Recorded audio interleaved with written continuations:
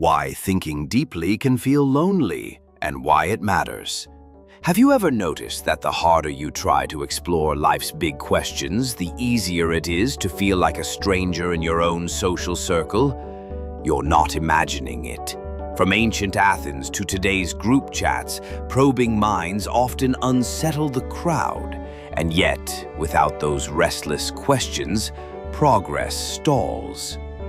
Today, we'll uncover why deep thinkers so often end up on the sidelines and how they can keep the conversation and the culture moving forward. Lasnute, the hidden cost of insight. Most people admire visible accomplishments, brawn, beauty, or a fat bank balance.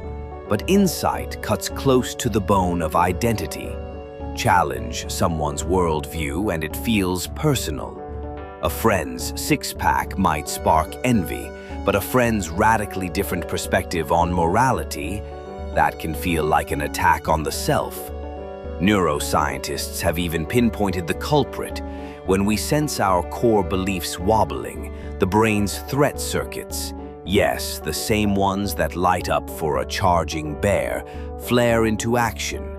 Suddenly, ideas feel as dangerous as claws and teeth. No wonder the messenger gets shoved aside. History's cautionary tales. Think of Hypatia, cartographer of the cosmos in Roman Alexandria, or Baruch Spinoza, exiled for asking, what if God isn't a landlord policing heaven's gates? Each pushed past the comfort zone of their era. Society's reply: silence them, sometimes violently. Ironically, the very questions people feared are now first-year philosophy staples. The pattern persists. Society inherits the fruits of yesterday's heretics while calling today's iconoclasts troublemakers.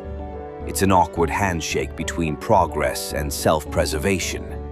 The social dynamics of smart. A striking 2021 study showed that people are comfortable with high IQ partners in private conversations, yet grow defensive in larger groups.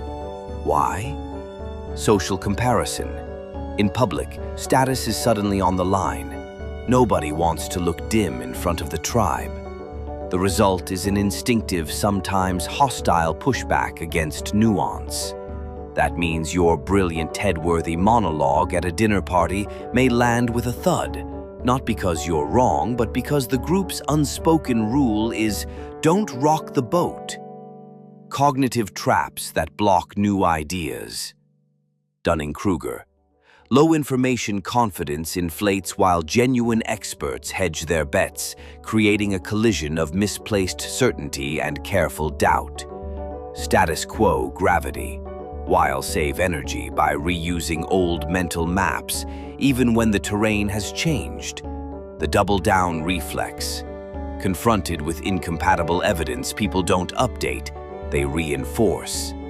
It's a psychological suit of armor against cognitive. 5. Turning isolation into influence. So should deep thinkers retreat to the proverbial mountain cave? Hardly. Here are 5 proven tactics to share complex ideas without tripping the alarm bells. Start with a relatable story. Narratives slip past mental defenses like diplomats at a border crossing. Ask, don't announce. Pose open-ended questions that coax others into the exploration. Chunk the depth. Offer one provocative insight at a time. Give listeners room to digest. Signal humility.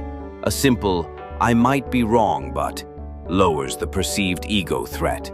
Find or build micro-communities. Small, curious groups. Nurture nuance better than crowded stages. Remember, the goal isn't to win arguments. It's to keep curiosity alive, long enough for good ideas to take root. 6. The will to truth versus the will to comfort.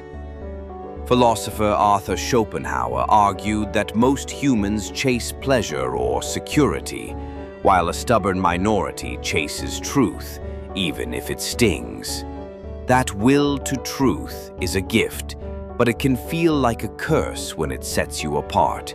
Still, every major shift in science, ethics, and art began with someone who valued reality over reassurance. If you feel the tug of that same urge, don't let the loneliness fool you into silence. History shows that today's uncomfortable insight can be tomorrow's common sense, as long as someone is brave enough to voice it. The takeaway: deep thinking can be isolating because it rattles the ego's cage, lights up threat detectors, and jostles social hierarchies. Yet the very tension that pushes thinkers to the margins also powers humanity's leaps forward. Use empathy, strategy, and a dash of storytelling, and you can turn solitude into influence, one thoughtful conversation at a time. So, keep asking bigger questions.